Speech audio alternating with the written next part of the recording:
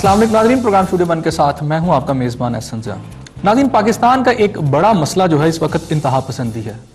صرف یہ کہنا کہ انتہا پسندی جو ہے صرف مذہب کی حد تک، یعنی مذہبی انتہا پسندی تک محدود ہے تو درست نہیں ہوگا، بلکہ ہمیں آج نظر ایسے آتا ہے کہ پاکستان کا کوئی بھی ایسا شعبہ نہیں ہے جہاں انتہا پسندی جو ہے وہ بڑھ نہیں رہی۔ ایسے لگ رہا ہے کہ لوگوں کو گروہوں میں تقسیم کر دیا گیا ہے، زبان، عقیدے اور قبیلے کی بنیاد کے اوپر، اور کہا جا رہا ہے کچھ لوگوں کو کہ جو یہ زبان بولتے ہیں وہ اس طرف کھڑے ہو جائیں اور جو وہ زبان بولتے ہیں وہ اس قطار میں کھڑے ہو جائیں۔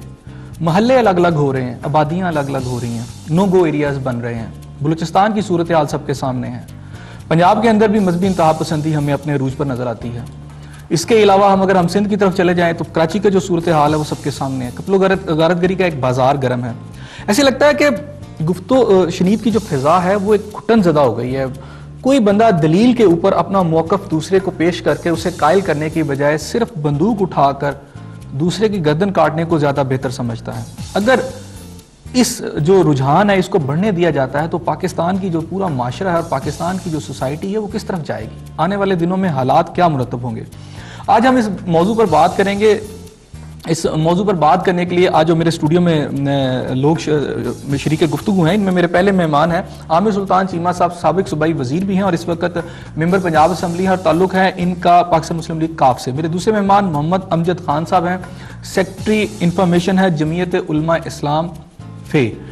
ناظرین، یہاں یہ بھی ہم نے دیکھنا ہے، جہاں میں ان سے اپنی گفتگو کا سلسلہ شروع کروں گا، میاں محمد نواز شریف صاحب نے بھی ریسنٹلی اسٹیٹمنٹ دی ہے کہ کراچی کا امن تباہ کرنے والے کو جانتا ہوں، ہمارا انقلاب بوری بند لاشیں اور کلاشن کوف نہیں ہے۔ ناظرین، اگر پاکستان مسلم لیگ جو ایک بڑی سیاسی جماعت ہے اس کے لیڈر بھی جانتے ہیں کہ کراچی کے جو قتل و غارت گری ہے، کراچی میں جو خون خرابہ ہو رہا ہے، کراچی میں جو گردنیں کاٹی جا رہی ہیں، اس کے پیچھے کون لوگ ہیں، اور جو ہمارے پاکستان پیپلز پارٹی کے رہنما اس میں پرائم منسٹر بھی ہیں اور اس میں وزیر داخلہ بھی یہ کہتے ہیں کہ کوئی تیسرا ہاتھ کار فرما ہے، اگر ان سب کو یہ پتا ہے کہ اس کے پیچھے کون ہے تو سوچنے کی بات یہ ہے کہ ابھی تک وہ جو ملزمان ہیں وہ کیوں نہیں پکڑے جا رہے؟ کیا انہوں نے کوئی سلیمانی ٹوپیاں پہنی ہوئی ہیں، یا ہماری مشینری جو ہے حکومتی وہ اس قدر نااہل ہے کہ ان لوگوں کو آئیڈینٹیفائی کر کے انہیں ختم نہیں کر سکتی؟ ناظرین، یہاں ہم نے یہ بھی دیکھنا ہے کہ کیا کہیں حکومتی جو ول ہے، حکومت کی جو ولنگنیس ہے اس سارے آپریشن کے اوپر وہ صرف لفظوں کی حد تک ہے یا پھر عملی طور پر کوئی اقدامات بھی اٹھائے جائیں گے؟ اس حوالے سے آج میرے ساتھ جہاں یہ مہمان میرے ساتھ شریک گفتگو ہیں وہاں میرے ساتھ لائن پر سب سے پہلے موجود ہوں گے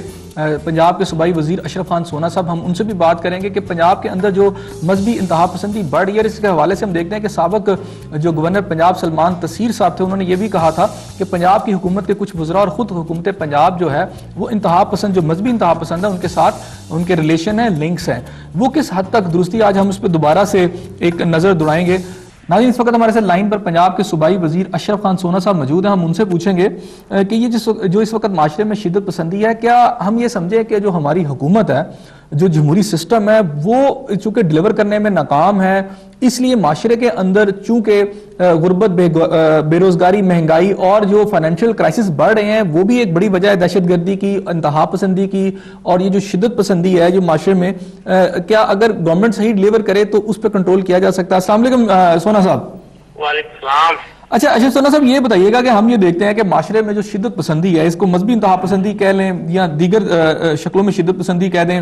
گورنر پنجاب کا مرڈر سب کے سامنے ہے، اس کے علاوہ کراچی کی جو صورتحال ہے، بلوچستان کے اندر ہم دیکھتے ہیں کہ بسوں سے صرف آئی ڈی کارڈ دیکھتے ہیں اور لوگوں کو اتار کے مارا جا رہا ہے۔ ایسے لگتا ہے کہ ایک ایسی فصل بو دی گئی ہے کہ جہاں صرف انسانوں کی گردنوں پہ نشان لگا دیے گئے ہیں کہ جو باقی بچ گئے ہیں ان کی گردنیں بھی اتاری جائیں گی، تو اس صورتحال کا ذمہ دار ہے کون؟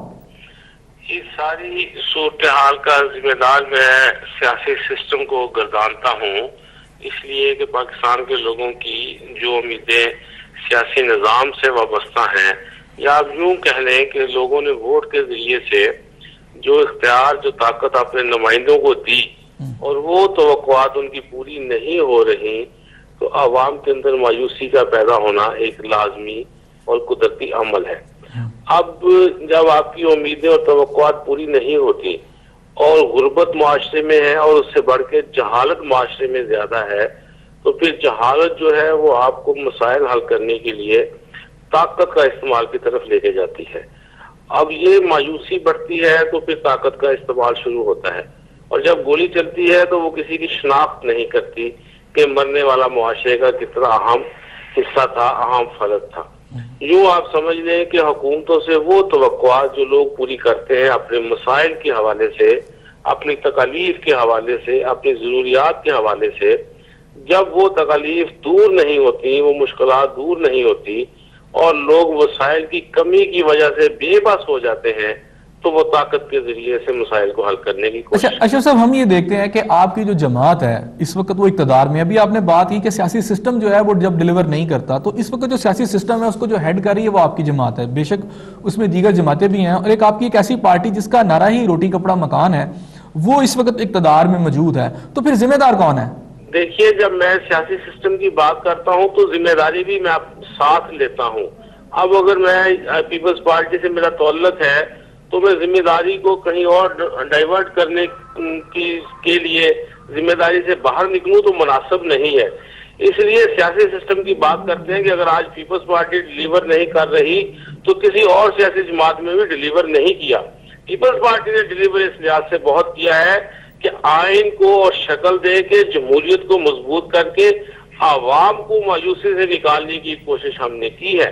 اب اگر جمہوریت کو ہم مضبوط کرنے کے لیے صدر پاکستان اپنے اختیارات چھوڑ رہے ہیں اور ہم سب سیاسی جماعتوں کو حکومتوں میں شامل کر کے جمہوریت کے طاقتور ہونے کا تصور دے رہے ہیں، تو اس کا مطلب یہ ہے کہ لوگوں کی مشکلات کو حل کرنے کے لیے ہم پیش قدمی کر رہے ہیں، ہم بڑھ رہے ہیں آگے کی طرف، لیکن مسائل اتنے زیادہ ہیں اور ملک کے لوگوں کی مشکلات اتنی زیادہ ہیں کہ اب انہیں ختم کرنے کے لیے بڑے ٹھوس اور انقلابی اقدامات اور فیصلے ہم کرنے جا رہے ہیں۔ اچھا اشرف صاحب، دو بڑے جو صوبے ہیں پاکستان کے، اس میں ایک میں سندھ کا ذکر کروں گا اور ایک پنجاب کا کروں گا۔ پنجاب میں ہمیں نظر آتا ہے کہ مذہبی انتہا پسندی بہت زیادہ ہوگی ہے، گورنر پنجاب کا جو قتل ہے سلمان تسیر صاحب کا، وہ بھی سب کے سامنے ہے۔ تو پہلی بات میں جاننا چاہوں گا کہ پنجاب میں آپ کیسے دیکھتے ہیں یہ جو مذہبی انتہا پسندی ہے، اس کے بڑھنے کے فیکٹرز کیا ہیں؟ دیکھیں، انتہا پسندی مذہبی ہو، سیاسی ہو یا رویوں کی انتہا ہو، یہ ساری چیزیں کسی سافٹ معاشرے کے لیے، کسی پرامن معاشرے کے لیے تکلیف دہ ہیں، کینسر کا سبب بنتی ہیں۔ تو یہ سب لوگوں کو اپنے رویے ٹھیک کرنے پڑیں گے، اور سب سے پہلے سیاسی لیڈرشپ کو، وہ کسی جماعت سے بھی ہو، اس کو ایک ویژن دینا پڑے گا اور خود اپنے رویے ٹھیک کر کے برداشت کا ایک عمل ان کو اپنانا پڑے گا۔ اسی لیے پیپلز پارٹی بہت سارے نقصانات کے باوجود، بہت ساری مشکلات کے باوجود جو مفاہمت کی پالیسی لے کے چل رہی ہے، اگر آپ دیکھیں کہ اگر پیپلز پارٹی اس وقت مفاہمت کے لیے سب لوگوں کو حصے دار نہ بناتی تو پھر ملک کے کیا حالات ہوتے ہیں۔ اچھا اشرف صاحب، سابق گورنر سلمان تسیر مجھے دیجیے، اور اگر ہم بھی اسی طرح سے سخت گفتگو کریں، سخت فیصلے کریں، سخت مطالبات کریں جیسے کہ ہمارے خلاف ہوتے ہیں، تو پھر آپ ذرا سوچیے کہ ملک کا سیاسی ٹیمپریچر کیا ہوتا۔ اچھا اشرف صاحب، یہ بتائیے گا کہ سابق گورنر سلمان تسیر صاحب اپنے آخری وقت تک یہ کہتے رہے کہ پنجاب گورنمنٹ جو ہے انتہا پسندی کی ذمہ دار ہے، اور وہ یہ بھی کہتے رہے کہ انتہا پسندوں کے ساتھ پنجاب کے کچھ جو وزراء تھے ان کے رابطے ہیں۔ تو پنجاب گورنمنٹ کو آپ کس حد تک سمجھتے ہیں جو مذہبی انتہا پسندی ہے، پنجاب گورنمنٹ کی جو پالیسی ہے اس کو بڑھنے میں کیا سمجھتے ہیں کوئی کردار تھا؟ دیکھیے، میں پنجاب حکومت میں شامل پاکستان مسلم لیگ نون کو مذہبی انتہا پسند ہونے کا الزام تو نہیں دیتا، انتہا پسند ہونے کا الزام تو نہیں دیتا، لیکن ان کا تعلق یقیناً رائٹسٹ گروپ سے ہے پاکستان کی سیاسی تقسیم کے اندر۔ تو اسی لیے میں کہتا ہوں کہ اگر اس طرح کی کوئی بات پنجاب کے اندر آپ کریں گے تو میں ذمہ داری کسی کو نہیں ٹھہراتا، لیکن مذہبی لوگوں کے لیے ایک سافٹ کارنر ضرور ہے پنجاب حکومت کے اندر۔ ٹھیک ہو گیا۔ اچھا سر، لاسٹ کوشچن، ابھی اب ذرا کراچی کی صورتحال کی طرف ذرا نظر دنائیں۔ آپ یہاں پر وزیر ہیں، کراچی کے اندر بھی ایک سسٹم ہے، پورا پولیٹیکل سسٹم ہے جس میں آپ کی جماعت ہے، ایم کیو ایم ہے، اے این پی ہے، اور چونکہ تینوں جماعتوں کی گورنمنٹ ہے، لیکن وہاں جس طرح لوگوں کا قتل عام ہو رہا ہے، اور ایسے لگتا ہے کہ جو وہاں پہ جو قاتل ہیں انہوں نے کوئی شاید سلیمانی ٹوپیاں پہنی ہوئی ہیں، جو جب وارداتیں کرتے ہیں اس کے بعد نظر نہیں آتے، گورنمنٹ کی ریٹ ہمیں نظر نہیں آتی، تینوں جماعتیں کہتی ہیں کہ یہ ہمارے لوگ نہیں ہیں، تو پھر وہ کون لوگ ہیں؟ گورنمنٹ کی مشینری ان کو ڈیٹیکٹ کرنے، ان کو ڈگ آؤٹ کر کے انہیں ریسٹ کرنے میں ناکام کیوں ہیں آج تک؟ دیکھیں جی، جب وہاں کی سیاسی قوتیں یہ کہتی ہیں کہ قتل و غارت میں ملوث لوگ ان کے نہیں ہیں، تو پھر ہمیں یہ توقع کرنی چاہیے کہ جب کچھ لوگ پکڑے جائیں تو یہ سیاسی جماعتیں ان کو سپورٹ نہ کریں،